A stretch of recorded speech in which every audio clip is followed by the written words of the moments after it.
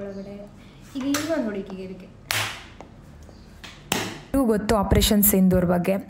So ನಮಗೆ ಡೈರೆಕ್ಟಾಗಿ ಅವ್ರಿಗೇನು ಹೆಲ್ಪ್ ಮಾಡೋಕ್ಕಾಗದೇ ಇರ್ಬೋದು. ಅಟ್ಲೀಸ್ಟ್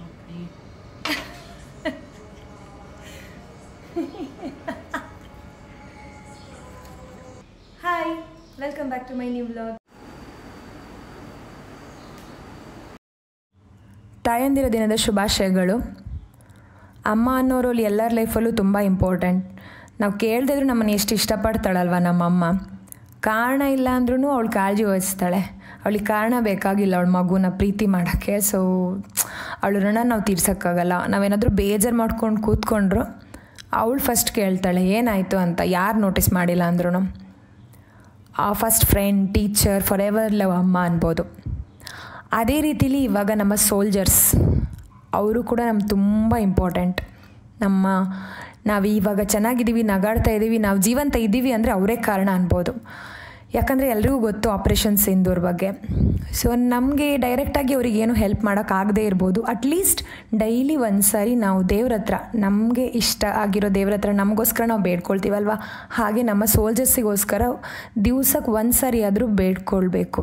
ಅವ್ರು ಚೆನ್ನಾಗಿರಲಿ, ಅವರು ಗೆದ್ದು ಬರಲಿ, ಅವ್ರಿಗೆ ಒಳ್ಳೆಯದಾಗಲಿ ಅಂತ ಕೇಳಿಕೊಂಡ್ರೆ ನಿಜವಾಗ್ಲೂ ಒಳ್ಳೆಯದಾಗತ್ತೆ. ಯಾಕಂದರೆ ಪ್ರೇಯರ್ಸಿಗೆ ಅಷ್ಟೊಂದು ಶಕ್ತಿ ಇದೆ.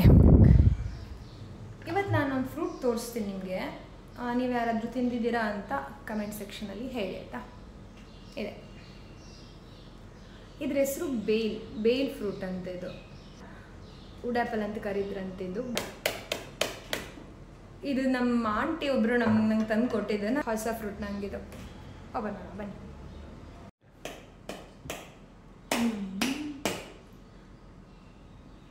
ಕಡೆಗೆಲ್ಲರೂ ಓಪನ್ ಆಗಿ ಕೆಳಗೆ ಬಿಟ್ಟು ಅದು ಭಯ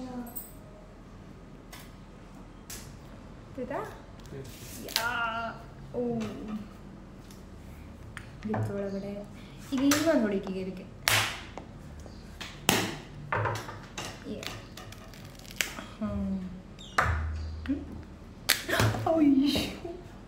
ಇದೆಂತ ಇದು ಆಂಟಿ ಇಟ್ಟು ಬಾಲ್ವ ಸರ್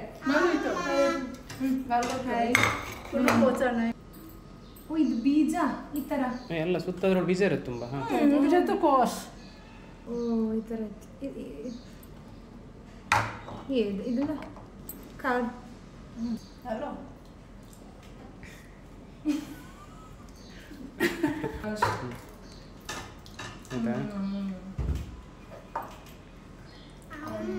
ಆರೆಂಜ್ ಇದು ಸೀಡ್ ಇರುತ್ತಲ್ಲ ಹಂಗೆ ಸೇಮ್.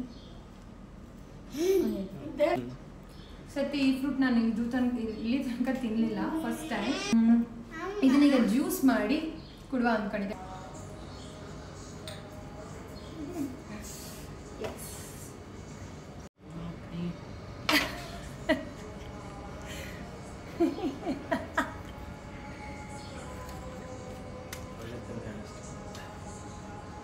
ಮತ್ತೆ ನಂಗೆ ಗೊತ್ತಿಲ್ಲ ಅಂದರೆ ನಾನು ಹೇಳ್ತೇನೆ. ಇಷ್ಟು ಕಹಿ ಇರುತ್ತಾ? ಇದು ಬೀಜ ಹಾಕೋದಕ್ಕೆ ಹಂಗಾಯ್ತು ನೋಡ. ಟೇಸ್ಟ್ ಏನೋ ಒಂಥರ ಇತ್ತು. ಅಂದರೆ ಆಂಟಿ ಹತ್ರ ಜ್ಯೂಸ್ ಮಾಡೋಕೆ ಹೇಳಿದೆ, ಅವರು ಸೀಡ್ ಬೀಜ ಕೂಡ ಮಾಡಿದ್ರು. ಅಂದರೆ ಅವ್ರ ಮನೇಲೆಲ್ಲ ಹಂಗೆ ಮಾಡಿದ್ರಂತೆ. ಬೇಲ್ ಫ್ರೂಟಲ್ಲಿ ವಿಟಮಿನ್ ಸಿ ಇದೆ.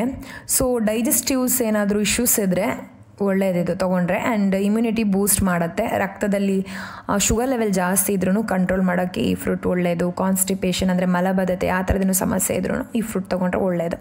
ಬಟ್ ಏನಾಯ್ತಂತ ಅಂದರೆ ನಾವು ಮಾಡಿರೋ ಮೆಥಡ್ ಸರಿ ಇರಲಿಲ್ಲ ಜ್ಯೂಸ್. ಅದಕ್ಕೆ ನಮಗೆ ಕುಡಿಯೋಕ್ಕಾಗಲಿಲ್ಲ. ಫಸ್ಟು ನಾವು ಸೀಡ್ ಆ್ಯಡ್ ಮಾಡಬಾರ್ದಿತ್ತು.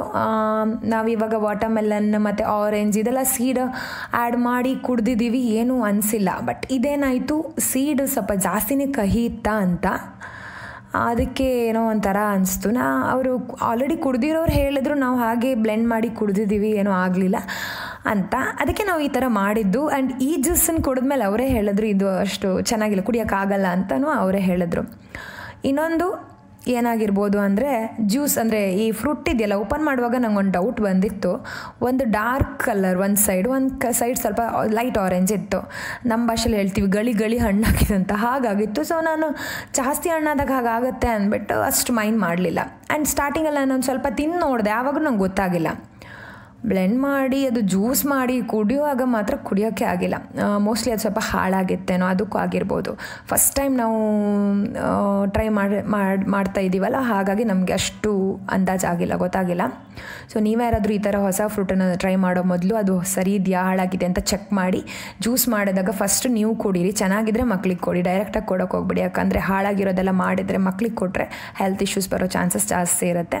ಆ್ಯಂಡ್ ಈ ಬೇಲ್ ಫ್ರೂಟ್ ಹೊರಗಡೆ ನೋಡೋಕೆ ಗೊತ್ತಾಗಲ್ಲ ಚೆನ್ನಾಗಿದೆಯಾ ಚೆನ್ನಾಗಿಲ್ವಾ ಅಂತ, ಒಳಗಡೆನೇ ನೋಡಬೇಕು. ಆ್ಯಂಡ್ ಎಷ್ಟೋ ಫ್ರೂಟ್ಗಳು ಹಾಗೆ ಇರುತ್ತೆ ಬಿಡಿ, ಹೊರಗಡೆಯಿಂದ ಅಷ್ಟು ಗೊತ್ತಾಗಲ್ಲ, ಕೆಲವೊಂದು ಬೇಗ ಕಾಣಿಸುತ್ತೆ. ಯಾವುದೇ ಫ್ರೂಟ್ ಆಗಿರ್ಬೋದು, ಏನೇ ಆಗಿರ್ಬೋದು, ಅದು ಹಿತಮಿತವಾಗಿ ತೊಗೊಂಡ್ರೆ ಒಳ್ಳೆಯದು. ಜಾಸ್ತಿ ಆದರೆ ಯಾವುದು ಒಳ್ಳೆಯದಲ್ಲ ಅಂತಾರಲ್ಲ ಹಾಗೆ. ಆ್ಯಂಡ್ ಪ್ರೆಗ್ನೆನ್ಸಿಯಲ್ಲಿ ತೊಗೋಬೋದೋ ಇಲ್ವೋ ನಂಗೆ ಗೊತ್ತಿಲ್ಲ, ಯಾಕಂದರೆ ಕೆಲವರು ಹೇಳ್ತಾರೆ ಪ್ರೆಗ್ನೆನ್ಸಿಯಲ್ಲಿ ಫ್ರೂಟ್ ತಿನ್ನಬಾರ್ದು ಅಂತ. ಸೊ ಯಾವುದಕ್ಕೆ ಏನಾದರೂ ಡೌಟ್ಸ್ ಇದ್ರೂ ಡಾಕ್ಟರ್ನ ಕನ್ಸಲ್ಟ್ ಮಾಡಬೇಕು. ಈಗ ಹುಷಾರಿಲ್ಲದವರಾಗಲಿ, ಪ್ರೆಗ್ನೆಂಟ್ ಲೇಡೀಸ್ ಆಗಲಿ ಇದನ್ನೆಲ್ಲ ಧೈರ್ಯವಾಗಿ ತೊಗೋಬಾರ್ದು ಕೆಲವೊಂದು ಕೇಸಸಲ್ಲಿ, ಯಾಕಂದರೆ ಒಬ್ರಿಗೂ ಎಲ್ರಿಗೂ ಎಲ್ಲದೂ ಆಗಲ್ಲ ಹಾಗೆ. ಇಷ್ಟ ಆದರೆ ಲೈಕ್ ಕಮೆಂಟ್ ಮಾಡೋದನ್ನು ಮಾತ್ರ ಮರಿಬೇಡಿ. ಟೇಕ್ ಕೇರ್, ಬಾಯ್.